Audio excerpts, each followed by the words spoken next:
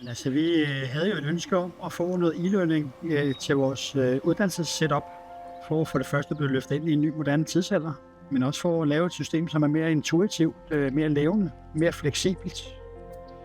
Gør os lidt mindre afhængige af at have noget materiel, noget togmateriel til rådighed, som vi skal gå rundt og uddanne på. Vi kan rykke meget af det praktiske ind i klasselokalet, ind på skærmen.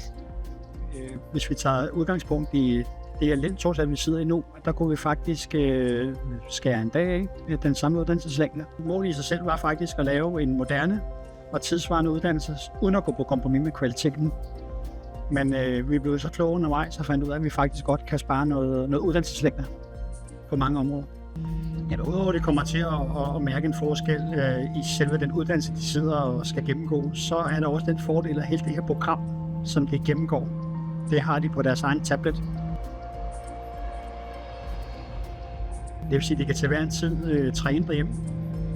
Enten hvis de sidder alene, men de kan også i en undervisningssituation med en kørelærer og en lokomotivfører-elev, vil de også kunne sidde og træne i fuldstændig samme materialer, som det vi gennemgår, når de sidder på skolebænken.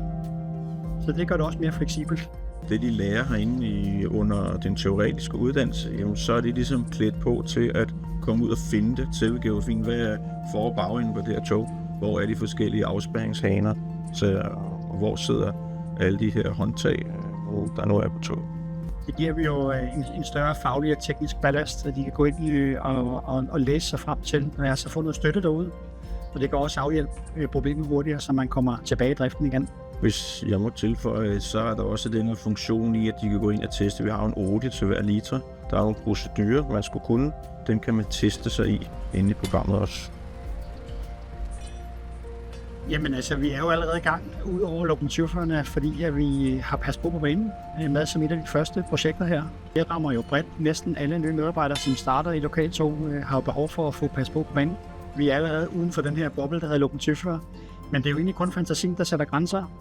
Og større medarbejdergrupper i lokaltog har vi også på tegnebrættet, og vi har stationsbestyreruddannelsen og SR-arbejdslederuddannelsen med ind i det her koncept her.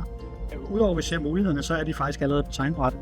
Og vores HR-afdeling har også nogle ønsker til alle vores kernekompetencer, alle vores grundlæggende kompetencer, som samtlige medarbejdere i lokaltog skal modtage, når de starter hos os. Så er vi godt i gang. Det er jo en eller anden glæde og stolthed at sige, at det vi sidder og arbejder med, jamen, hvordan virker det ude hos brugerne.